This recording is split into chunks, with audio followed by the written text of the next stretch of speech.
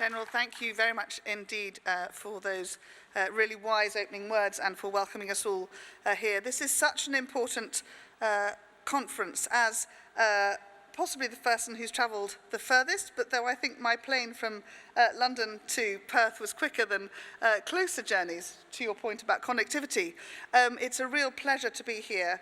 from one island nation to another, one smaller than this one, but larger than many that are across the Indian Ocean. I think as Foreign Minister Wong said yesterday, the Indian Ocean is perhaps too often forgotten in relation to the Pacific, and that's something that this is a really important conference to try and redress and understand more fully. Now, the UK is a really long-standing partner to all those across the Indian Ocean. We are proud dialogue members of IORA and indeed of ASEAN, and our Royal Navy has been engaged with IONS for many, many years, and of course we have a permanent presence in Diego Garcia. And our commitment is really at the heart of how we can enable many of those collective issues that we've been hearing raised by so many today. And I think this is a really important session as we look to drill down perhaps a little harder into those three areas of prosperity, sustainability and connectivity, how we each bring hopefully something useful to the party to help strengthen all of those.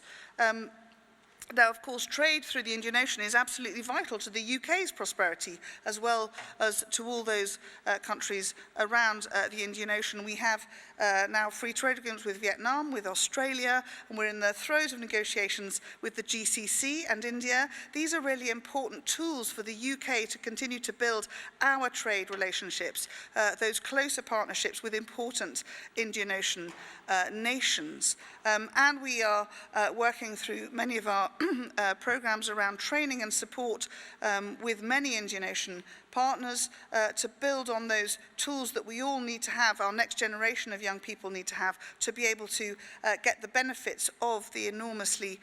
valuable resources that our countries have to enable that prosperity. And perhaps importantly around that, and we've discussed this at some length already, how do we protect that prosperity? And of course that sits firmly within the space of freedom of navigation and ensuring that the Indian Ocean is indeed a great waterway which can be used as a global commons in order to enable and facilitate both trade, the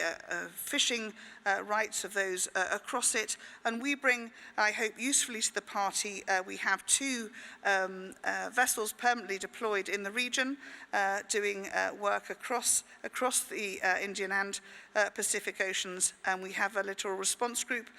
coming across, and we will be bringing our carrier strike group through the region next year. All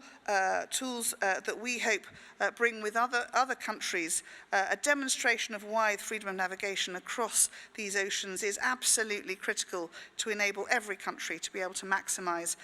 their resources and the benefits of these great waterways. Now, importantly, of course, whilst we use them for that, we must ensure that they can be sustainable. And we have all perhaps for too long taken for granted without thinking about how we need to change our behaviour and our ways in order to protect, but also to restore where we've seen our natural treasures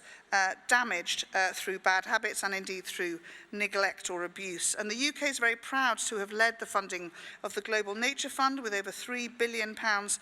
committed. We're working particularly with Indonesia at the moment on forestry, for instance, and our Blue Planet Fund, for which we've committed £500 million, is working on ocean health across the region, including, of course, tackling some of the challenges around IUU fishing and some unsustainable fishing practices that we see for some species like tuna. These are critical, making sure that we understand and change the way we do business and our relationship with the oceans in order to sustain it for those future generations. And to maximise the ability to do that, and as you said, General, that connectivity question, which is central both to economic growth across the region, between small islands and large countries, between communities and great cities, that relationship is critical, and we need to make sure that we are together thinking about how we can most effectively invest in infrastructure, of course, to make that connectivity possible. But perhaps another layer of it, and it's something that the UK always champions in all the multilateral fora that we work in, making sure that we champion shared talent and sharing how we can take that human capital resource to its greatest potential, better understanding of each other so that we are able to work respectfully, as both Penny Wong and Dr. Jaishankar said yesterday, respectfully and patiently to help each other to grow and respect each other's values. I think you're absolutely right, General. I love the idea of a sporting calendar to go with the IORA. Not sure the IORA team will be pleased with you, but there is something incredibly powerful bringing people together from different countries, from different communities through sport. And having that respect for each other is going to be critical to that sustainability, because we can strengthen these economies together whilst we are defending the freedom both of navigation and of our democracies that's so important to us, and we know is so important to secure the sustainable future for our children and our grandchildren. Thank you.